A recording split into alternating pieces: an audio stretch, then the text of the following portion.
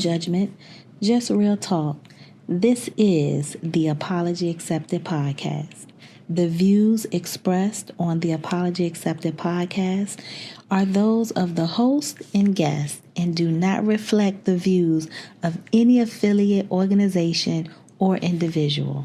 The content is for informational and entertainment purposes only and should not be considered professional advice. For personal, legal, or emotional matters, please consult a qualified professional. By continuing to listen to this podcast, you acknowledge and accept this disclaimer. Hey friends, welcome back to the Apology Accepted podcast, the space where we dive into real conversations about healing, growth, and creating the life we deserve.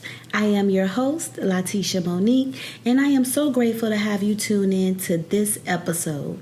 Whether you're tuning in for the first time or you're a returning listener, I'm so glad you're here. This space is for you, friend. In this episode, we're going to talk about what's next.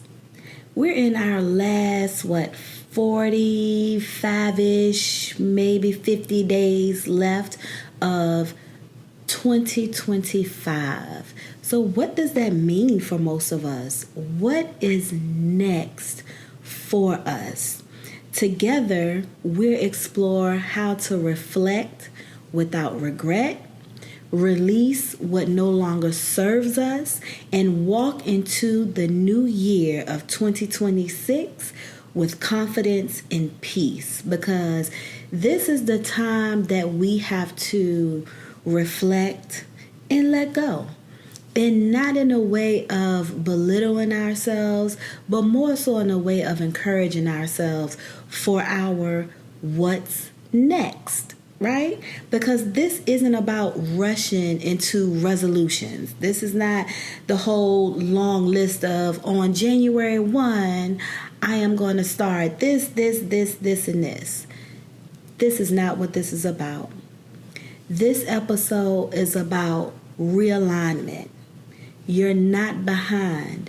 You're being positioned for something greater. And we have to take a moment to just understand that and understand what we are sitting in right now is preparing us for our next. If you've been feeling uncertain or stuck or restless, this episode should remind you that your waiting season isn't wasted. It's working for your good. So let's dive right into this. Reflect without regret. So as we all step into a new year, it's so easy for us to look back and focus on what didn't happen, what we didn't accomplish, what we couldn't do, the goals that we missed, the opportunities that didn't work out, or the moments that didn't go our way. I have a lot of those moments. But what I am learning, and I am like really, and I'm speaking honestly here, I'm really learning so much about reflection, because what I thought I knew was not it. But reflection doesn't have to bring so much negativity. Reflection does not have to bring regret. It can bring clarity. And so that's the part that I'm learning now, even for myself, is that reflecting is definitely bringing me some clarity to where I was and what I was doing, and some of the things that didn't go my way because of the work that wasn't put in. Every season, even the ones that felt disappointing, was preparing me for something deeper. And I am like in one of those seasons right now where I am really trying to understand the preparation. And it's actually preparing me this season that I am in is preparing me for something deeper. And I just want to go spiritual for a second. Because sometimes God uses the very situations that we wanted to escape to grow the patience, the strength, and the wisdom we'll need for later. And so sometimes we have to sit still and be able to grasp what is actually going on in our season. Because for me, and I always say this, I'm only talking about me. I'm not talking about nobody. But for me, I was moving through seasons with no knowledge. I was just moving through them, really not sitting in my season, really not understanding the harvest, really not putting myself in position for a better next season. I was just moving with the season. And I found myself always coming out of these seasons like, well, what? Why did this happen? Why is this happening? What is going on? And I felt like I was coming out of the season with no knowledge. None. No matter how much I thought I was learning, I wasn't learning the important part of the season that I was in. So my favorite question to myself was, why is this happening? Okay? Why is this freaking happening again and again and again? You know? But this time, this go round, I said, and it was just out of the blue, instead of me asking myself in this hard season that I am in, instead of asking myself, why did this happen? I found myself asking, what did this season teach me? What did this teach me? What did I learn from this? And I didn't even realize how much I didn't know about the season that I was in. I didn't know. So you might find that the lessons were more valuable than the outcomes when you ask yourself, what did this teach me versus why did this happen? So my question to you is, when you look back on this year, starting in January 2025, what's one challenge that actually helped you grow into where you are right now, November of 2025? Because we've all experienced the challenges throughout the year. My gosh, right? But which challenge has actually helped you grow? Make sure you write that down in your journal, because if you've been following me for the past, is it 2 years? If you've been following me since the beginning, you know how I feel about journaling. You know you should have one by now. And if you are driving or at work or listening to me in a place not in the comfort of your home, then write it down on a sticky, put it in your iPhone notes, whatever, and make sure you get it in your journal, because that question is a question that you should always reflect to, because it is going to show you how far you come in learning, okay? And learning these seasons is definitely going to remind you like, oh, wow, this is the answer I put for then, all right? So, yes, drop it in your journal. Okay, next point I want to make is making room for what you're praying for. Now, this is very new to me. And the reason why I say this is new to me is because I've done some praying now. Okay? I've done some praying. But I never really made room for what I was praying for. I didn't realize that even though I was praying for a thing, I still had to put in work after the prayer. I was definitely under that oppression, let go and let God, give it over, and I'm done, right? I felt like once I prayed, I had no more work to do. Okay? So I was just, throwing out prayers left and right. You get a car, you get a car. No, I was really just praying and not really putting in no work after the prayer. I was not making room for anything, actually, that I prayed for because I was unaware that I had to do so, right? And so making room for what you're praying for, we often pray for new beginnings. That's something that I think is very common amongst people. And no matter who your higher power is, or if you don't use the word pray, but whomever you speak to as your higher power, we often ask in certain instances for new beginnings, new peace, new opportunities, new relationships.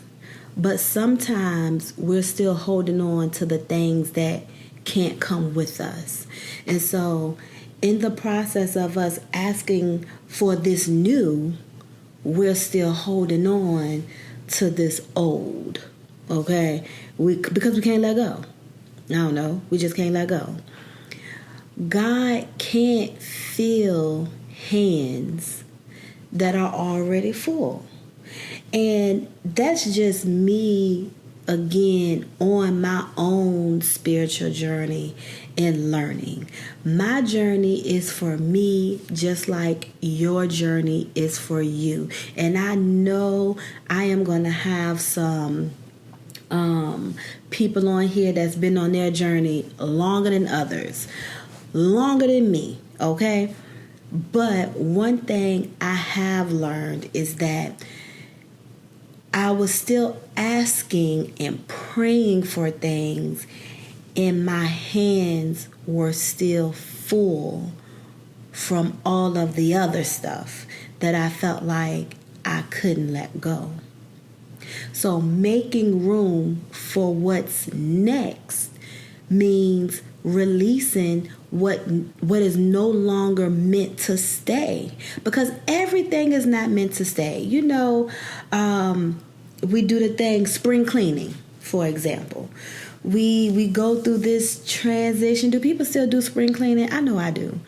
So right that week before spring hit, that weekend, I'm like cleaning out everything. And even though we moved to a place where we can kind of use the same clothes all year round, like when I lived in Virginia, it was definitely a transition of winter clothes, summer clothes. But moving west, it was definitely a different type of spring cleaning. But I was still able to get rid of what I no longer needed, because I had to make room for all the new things that I was getting. In that, making room for your next. And that's why I said making room for what's next means releasing what's no longer meant to stay. Letting go doesn't mean you're losing. It means you're trusting. And that's something that I'm learning. I'm still in, again, I will always say this. I am learning this whole process of trusting the unseen, trusting the unknown, okay? Because, baby, It ain't easy. It's just not easy, right? But again, what did I say? Letting go doesn't mean that you're losing. It just means that you're trusting. You're telling God, I may not understand this right now, but I'm leaving space for what's better. Because better is next. Whatever that next may be, it is better. And what I'm doing right now, God, is that I am releasing all of these things that is no longer meant to stay, so I can make room for a better space for all the things that is coming to me in my next season. We have to prepare ourselves in our season just like we prepare our kids for school, just like we prepare ourselves for a job interview, just like we prepare our home when a baby is born and coming home from the hospital. These are all the same things. We have to make sure we prioritize preparing ourselves, getting rid of what's no longer meant to stay so we can have that room for what's coming, especially in our next season. And now my question to you is, what are you still holding on to that might be keeping you from receiving something new? Because your hands are still full right now. You haven't received the thing that you've been praying for because you have not made room for it. So what are you still holding on to that might be keeping you from receiving something new? Write that down, put it in your journal, put your answer in your journal, okay? And I have another question, because this was a question for me and I answered it, and so now I'm gonna ask you guys, how would it feel to create more space mentally, emotionally, or spiritually for what's next? How would it feel? And let me tell you something. When I was asked this question, I didn't understand the question. I know, slow, okay? It's okay. I didn't understand the question because I never created a space to receive. So I thought mentally, emotionally, or spiritually. Any spaces that I created have all been physical. I done threw some Tupperware away because I was missing some top, so I was missing the bottom, so I threw it away so I can go buy some more and put it in the can. That is the type of spaces I was making. Shoes too small, I don't wear them. Okay, let's get rid of them, send them to the Goodwill. Why? So I can buy some more shoes and put them in those spaces. That has been the space making way for me. I never really thought about creating more space mentally. I never thought about creating more space emotionally. And I definitely never thought about creating space spiritually.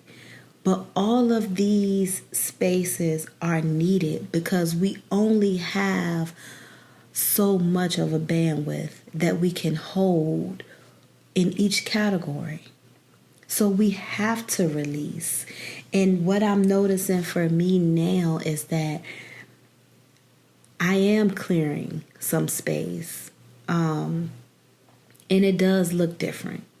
And it is difficult. I will say, especially my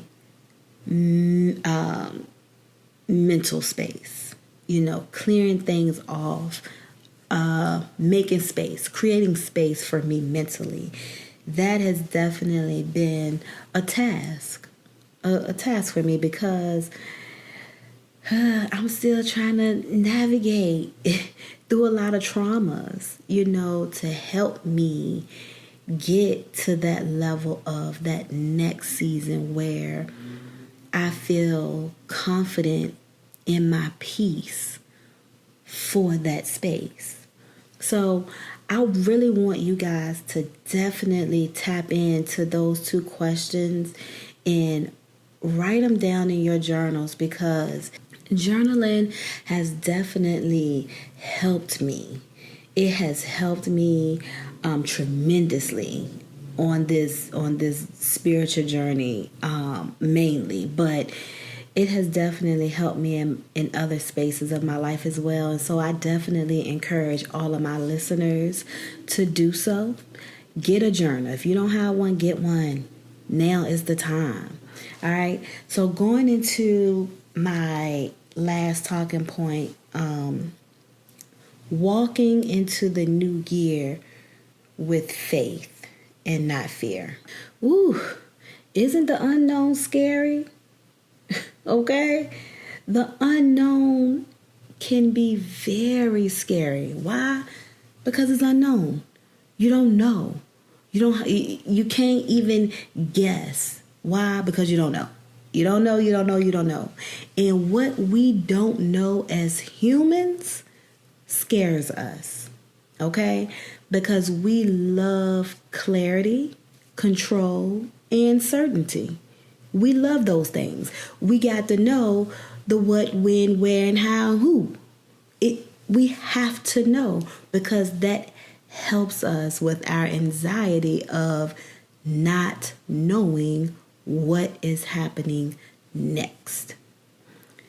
Faith rarely gives us all the answers up front. It rarely does. For me, my opinion, I'm still learning, right? Faith says, even if I don't know what's next, I'll keep moving. What? But that's what faith says. Faith says, even if I don't know what's next, I'm going to keep moving anyway. Sometimes preparation means walking even when the path isn't fully visible. We can't really see what we are walking in, through, we can't really see it visibly. But one thing I've learned is that faith isn't loud or flashy. So you're actually walking through in this very bland space where it ain't gonna look like the Christmas decorations with all the lights, the glitz, the glam. It looks very dull, actually, for me, in my opinion, on my journey. I'm also learning that, and this is so cliche, but I am learning that God got this, and He got me. So whatever it is that I need to clear to make more room for what I'm praying for, He's going to assist me through that. He's going to assist you through that. He's going to help you make room for what you're praying for. And it's not going to be on your time. Everything is always definitely on His time, because sometimes I be like, now look, Lord, now, is there any way we can expedite this request that I'm... Because, God, I need this like by tomorrow. But He has never moved when I needed Him to move. He probably said, girl, go sit down. Anyway, if you've been battling anxiety about the future of disappointments or about the past, this is your reminder that you're not behind. You are right where you're supposed to be. Every delay, every detour, every closed door was preparing you for something that needs your healed and whole self. So my question, of course, to you is, what area of your life are you being called to step into with more faith and less fear? Because you're being called to step into something, but you got that hesitant. You hesitating for what? And it's the fear of something. You're fearing something, and that is causing you to be hesitant on your moving forward. So what area of your life are you being called to step into with more faith and less fear? All right. And then my next question is, how can you remind yourself that uncertainty doesn't mean you're unprepared?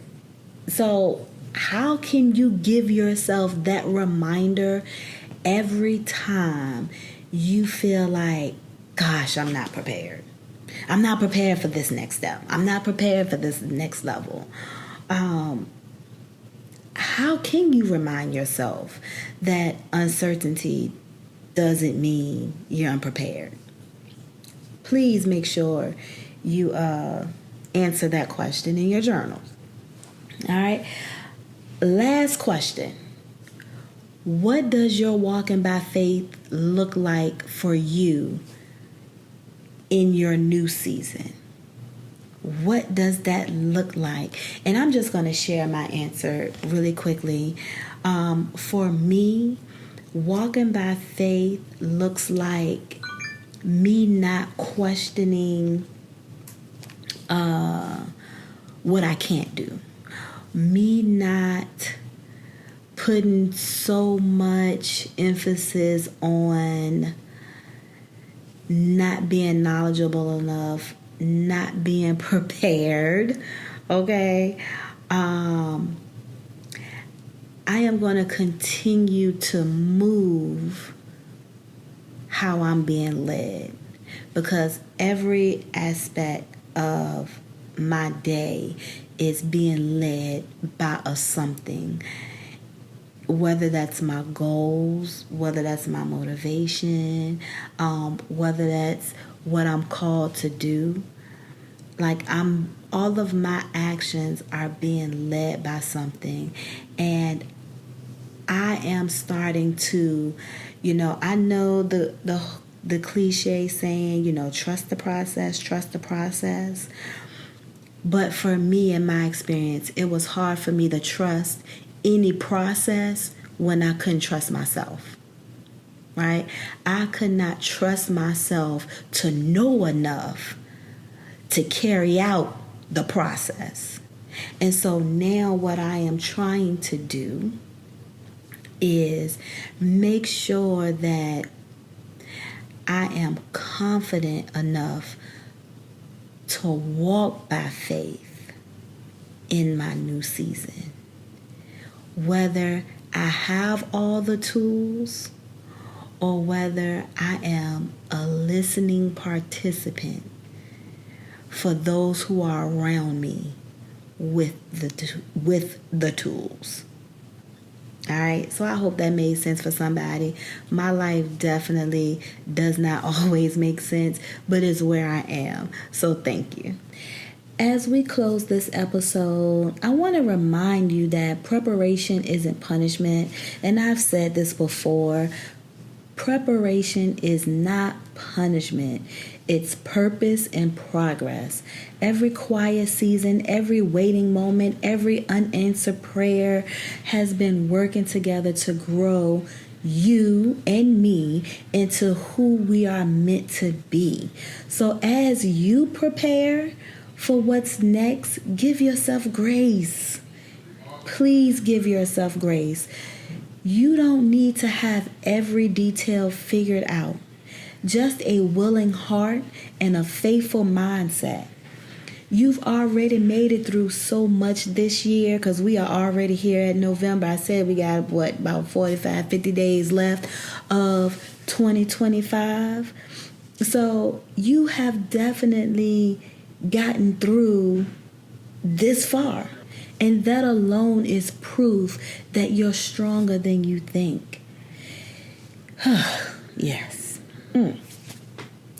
Thank you for tuning in to the Apology Accepted podcast. If this episode reminded you that your preparation is leading to purpose, please share it with someone else who is also in this season of becoming. Until next time, keep believing, keep healing, and remember, you're not yet is not a no. It's simply God preparing you for what's greater. Thanks for tuning in to another episode of the Apology Accepted podcast. I hope today's conversation sparked some growth for you. Be sure to subscribe and share with others who might need this reminder too. Until next time, you all, remember, healing starts with a simple apology. Take care.